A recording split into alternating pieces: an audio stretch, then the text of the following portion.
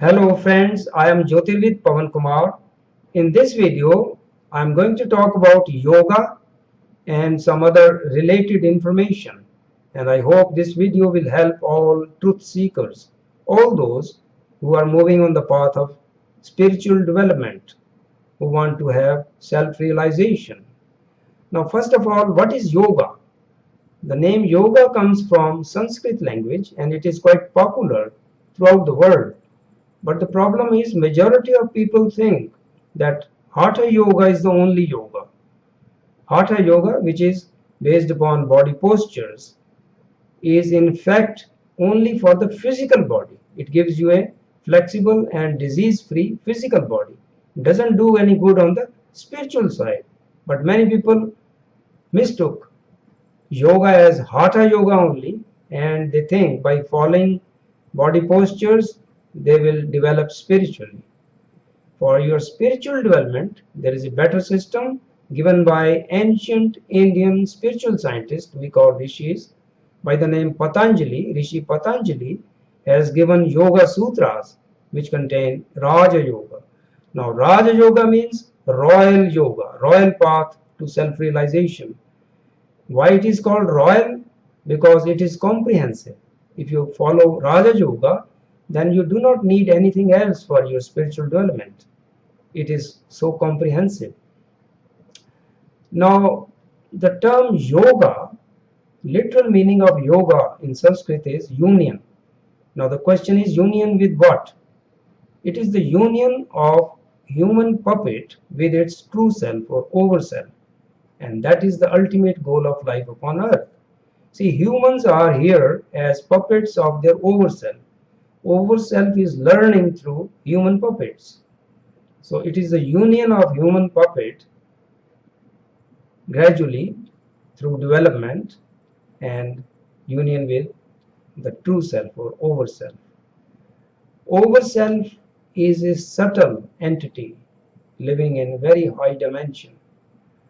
Now, this Raja Yoga has 8 limbs which are Yama, Niyama, Asana, Pranayam, Pratyahar, Dharana, Dhyan, and finally Samadhi. Samadhi is going into the trance state, going into the superconscious state where all the magic will happen. Now the first 2 steps, Yama and Niyama, are designed for giving you a morally sound, good character. See, here lies the difference between Indian systems based upon yoga and Western philosophies. Western philosophies are only intellect based, whereas the Indian systems based upon yoga, like Raja Yoga, are practically oriented, and if you follow these sincerely, make it a lifetime pursuit. If you devote yourself, because nothing happens in a day, you have to devote your lifetime. And if you follow Raja Yoga sincerely, then supernatural powers are bound to come. Now, a person with low moral character may misuse all supernatural powers. That is why our rishis placed emphasis on character building first. Now, Yama are 5 things which give you self-control. These are abstention from telling lies, abstention from stealing, abstention from greed, abstention from lustfulness, and lastly, abstention from injuring others, mentally or physically in any way. So if you follow these, you will have full self-control. Then comes Niyama. Niyama are certain observances to give you purity of body as well as mind. So first is purity of body and mind. Now, body needs to be kept clean, we all know, but from inside as well. Now, here let me mention that Lobsang Rampa in one of his books has written that if a person has chronic constipation problem, then that prevents that person from astral traveling consciously. So you have to look after these things so that your body is clean from outside as well as from inside, and also your mind is pure, and that is only through keeping good and positive thoughts and controlling your thoughts. Then comes contentment under all circumstances. There are so many people who have everything they desire, but still they are not contented. So until a person is contented, that person is not able to free one's mind from material pursuits and tune into the world beyond. Then comes self-discipline. If you are moving on this path, spiritual path, you need to have discipline so that you strictly follow all these things. Then comes self-study. You need to sit in silence, in introspection or contemplation, so that you know your negative traits, your shortcomings, so that you can overcome these. Then comes devotion. So you have to be devoted to this path, devoted to God, to your own self. Only then you will be sincere in your pursuit. Yama and Niyama, after this, then comes asana. You need to have a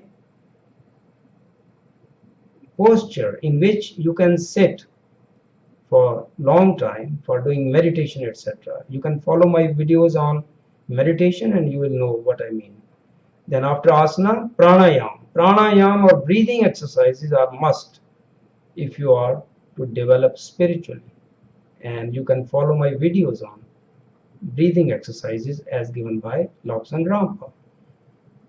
Then comes dharana, concentration. When you sit in meditation, first of all, you concentrate on your topic of meditation.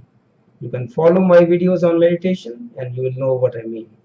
Then comes dhyan. Dhyan is meditation itself. And culmination of meditation is samadhi, going into the trance state, going into the superconscious state where all the magic will happen. Now, yama, niyama, asana, pranayam. If you do these, then pratyahar, which is the next after pranayam, pratyahar will automatically come. You will develop ability to withdraw your senses from outside. Only then you will be able to go fully inside. That is pratyahar. Now, let me here mention one important thing. Lot of people throughout the world labeled Lobsang Rampa as a fake or fraud. No, that is purely their ignorance. They didn't bother to follow his teachings, do them practically, and then get the results. Rather, they thought that it is easy to pull a person down just to blame him that he was a fraud, he was a fake, he was a true Tibetan Lama. That is wrong. Now, I will give you an example which will make you think about the spiritual stature of Lobsang Rampa. Lobsang Rampa was highly developed spiritually. He was not less than any ancient Indian rishis. Now, Patanjali Rishi, in his Yoga Sutras, in first chapter, in his second sutra of the first chapter, which says, Yogas Chitvritti Nirodha, which in simple words means that idle thoughts are going round and round like whirlpool or waves in one's mind, and until those idle thoughts are stopped, one cannot have true union with the overself. Now, this thing was realized by Lobsang Rampa because he was a great rishi.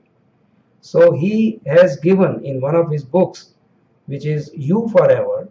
If you look into that book in lesson number 8, then almost in the end you will find a method he has given for controlling idle thoughts, because he has emphasized that it is important to control idle thoughts. So he was not less than Patanjali Rishi. It is wrong to condemn him baselessly. You will benefit a lot if you have faith in his teachings. They are very practical and comprehensive. I hope you like this video, and if you have any questions regarding this video, I am there to answer. And if you need any further clarification, I will also consider that. So thank you for watching this video. I hope it helps you in your pursuit of seeking truth, in your pursuit of enlightenment. Thank you for watching.